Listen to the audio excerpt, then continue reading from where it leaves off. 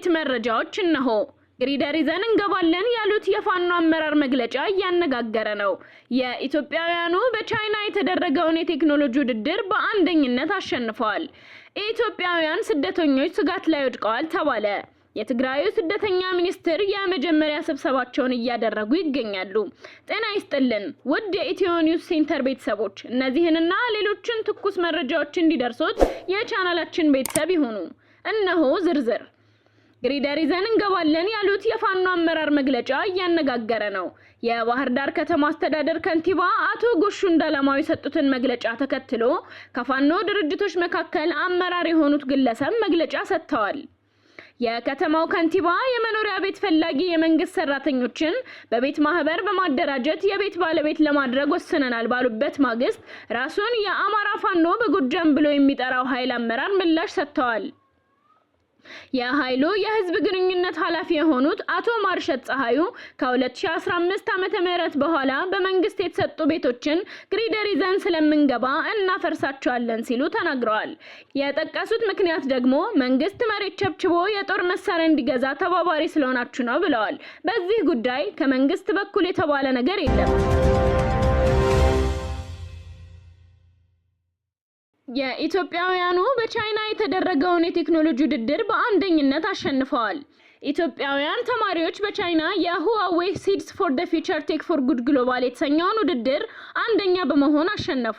ውድድሩ ከመጋቢት 29 እስከ ሚያዝያ 9 ቀን 2017 ዓ.ም የቆየ ሲሆን በቻይና ቤጂንግ እና ሼንዘን የሚገኙ የቴክኖሎጂ ማዕከሎችን ጉብኝትና የተግባር ስልጠናዎችን ካካተተው ዝግጅት ጋር የተካሄደ ነው። በውድድሩ ላይ ኢትዮጵያን ወክለው የተሳተፉት ተማሪዎች ከአዲስ አበባ፣ ከሐረማያ፣ ከጅማ፣ ከወልቂጤና ከአዲስ አበባ ሳይንስና ቴክኖሎጂ አስቱ ዩኒቨርሲቲዎች የተሰባሰቡ ናቸው ተብሏል። ቡድኑ በውድድሩ ከሞሮኮ፣ ደቡብ አፍሪካ፣ አርጀንቲና፣ አየርላንድ፣ ማላዊ፣ ቪየትናም፣ አረብ ኤምሬትስ እና ሌሎችን ጨምሮ ከዓለም ዙሪያ ከተውጣጡ 12 ልዩ ቡድኖች ጋር ተወዳድሯል። የሲድስ ፎር ዘ ፊውቸር ግሎባል አምባሳደር የሆነችው የኢትዮጵያዊቷ ተማሪ አሲያ ከሊፋም በዝግጅቱ በእንግድነት ተገኝታለች።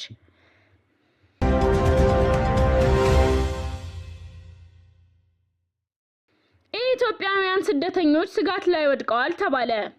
ከትራምፕ አስተዳደር በኋላ በወጡ አዳዲስ ህጎች ሳቢያ በርካታ የህጋዊነት ጥያቄዎችና ቋሚ የመኖሪያ ፍቃድ የማግኘት ሂደቶች አጣብቂኝ ውስጥ መግባታቸው እየተነገረ ይገኛል።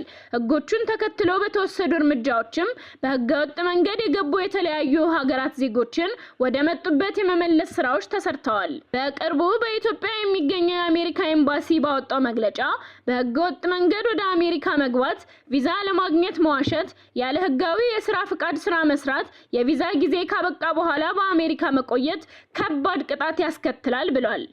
አምባሳደር ኤርቪን ማሲንጋ ቅጣቶቹ እስርን፣ ወደ ሀገር መመለስን እና ዳግም ወደ አሜሪካ እንዳይገቡ መከልከልን እንደሚያካትት የተናገሩ ሲሆን በህገ ወጥ መልኩ በአሜሪካ የሚኖር ቤተሰብ ወይም ጓደኛ ካላችሁ ወደ ሀገራቸው እንዲመለሱ የምትነግሩበት ጊዜ አሁን ነው ብለዋል።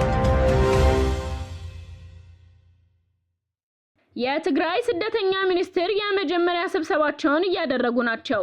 መንግስት የ2017 ዓመተ ምህረት የሥራ አፈጻጸምን እየገመገመ ሲሆን በዚህ ስብሰባ ላይም አዲሱ የአፍሪካ ጉዳዮች አማካሪ ሚኒስትር አቶ ጌታቸው ረዳ ተሳታፊ ሆነዋል። ከጦርነቱ መልስ በተሰጣቸው የሚኒስትርነት ማዕረግ ያደረጉት የመጀመሪያ መንግስታዊ ስብሰባ ነውም ተብሏል።